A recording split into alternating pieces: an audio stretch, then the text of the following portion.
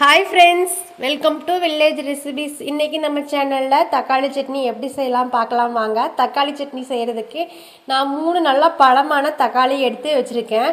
இந்த தக்காளியை 4 துண்டாக கட் பண்ணி சின்னதாக ஒரு மிக்சி ஜாரில் மாற்றி நம்ம அரைச்சி வச்சு எடுத்துக்கலாம். இது தக்காளி அரைக்கும் போது நல்லா நைஸாக அரைச்சி எடுத்துக்கோங்க. அப்போ தான் தக்காளி சட்னிக்கு நல்ல டேஸ்ட்டு கொடுக்கும்.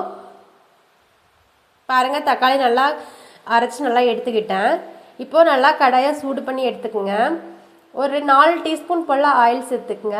ஆயில் நல்லா சூடானதுமே 1 டீஸ்பூன் போல் கடுகு நல்லா பொரிஞ்சதுமே 1 டீஸ்பூன் போல் உளுத்தம்பருப்பு சேர்த்துக்குங்க. உளுத்தம்பருப்பு நல்லா பொன்னிறமானதுமே லைட்டாக பெருங்காயத்தூள் சேர்த்துக்குங்க. இதெல்லாம் ஒரு கைப்பிடி கருவேப்பிலை சேர்த்து நல்லா வணக்கி விட்டுருங்க. இப்போ நம்ம அரைச்சி வச்சிருந்த தக்காளியும் சேர்த்து நல்லா வணக்கி விட்டுடலாம். 1 டீஸ்பூன் போல் உப்பு, 1/4 டீஸ்பூன் போல் மஞ்சள் சேர்த்துக்குங்க. இப்போ இதை நல்லா கிளறி விட்டுருங்க.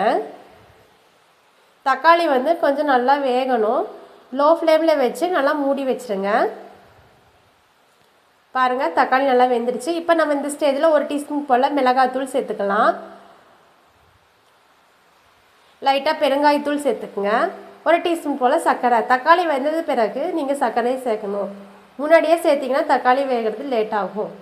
டேஸ்ட் ஒரு பக்கம் தக்காளி வெந்துட்டுருக்குது, இன்னொரு சைடு நம்ம ஆப்பம் ஊற்றிக்கலாம்.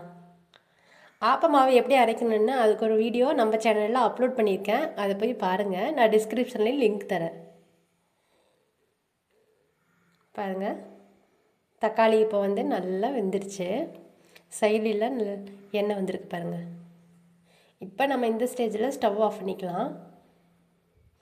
தக்காளி சட்னியை பொறுத்த வரைக்கும் இட்லி, தோசை, சப்பாத்தி இதுக்கு எல்லாத்துக்குமே நல்ல டேஸ்ட்டாக இருக்குங்க. இது 3 நாள் ஆனாலுமே கெடாது. உங்கள் வீட்டில் இருக்கிற குழந்தைகளும் இதை விரும்பி சாப்பிடுவாங்க. ஒரு நாள் இந்த மாதிரி ட்ரை பண்ணி பாருங்கள். இனி அடிக்கடி செய்வீங்க. நம்மளோட சேனலில் குக்கிங் வீடியோஸ்லாம் நிறையா அப்லோட் பண்ணியிருக்கேங்க. உங்களுக்கு பிடிச்சிருக்கும் பாருங்கள். நம்மளோட சேனலுக்கு லைக் பண்ணுங்கள், ஷேர் பண்ணுங்கள், சப்ஸ்கிரைப் பண்ணுங்கள். பாருங்கள், எவ்வளோ அழகாக இருக்குது.